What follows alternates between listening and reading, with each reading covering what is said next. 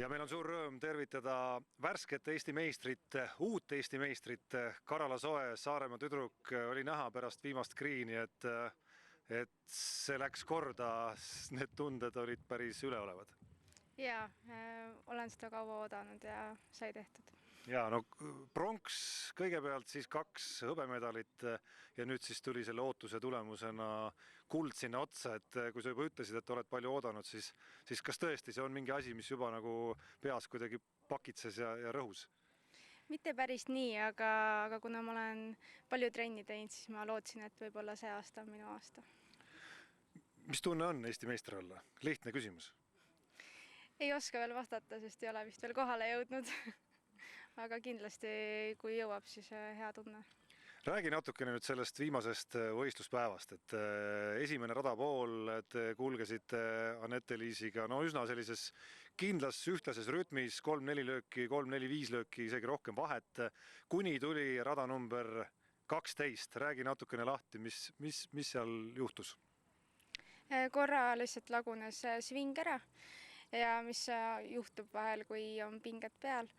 Aga ei tohi kunagi alla anda ja seda ma ei teinud, nii et ma lihtsalt hoidsin lõpuni ja andsin endast kõik, et golfis otsustab ainult viimane löök, nii et seal ei tohi midagi arvata enne. Kas selle järel, mis toimus 12. natukene läksid sinna ka paar järgmist rada, et sa veel ei kaotanud liidri kohta ju 12. rajaga, vaid 2 järgmist rada tuli Anette-Liisil see liidri koht ikkagi nagu võtta, enne kui algas sinu lõpuspurt. Kas kuidagi need 12 ebaõnnestumine ja paar järgmist bogi olid veel seotud omavahel? Jaa, võimalik, et keha oli kuidagi väga krampis ja kinni, aga selle probleemi sai lahendatud. Sa rääkisid eile 2 päeva järgses intervjuus, et Mari Raunaga olete selle mentaalse poolega palju tööd teinud.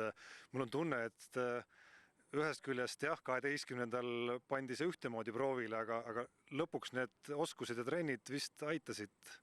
Jaa, see on suur saavutus, et niimoodi välja tulla. Et ma olen väga õnnelik selle üle.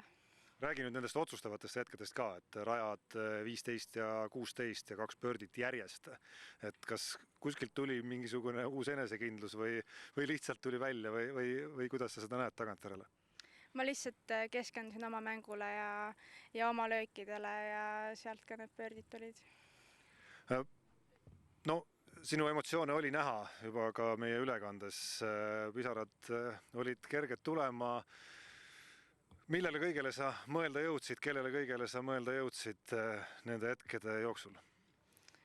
Ega millelegi erilisele, lihtsalt need emotsioonid olid kogu aeg üles alla ja ei teadnud, mis tuleb, aga ei tohi lihtsalt alla anda.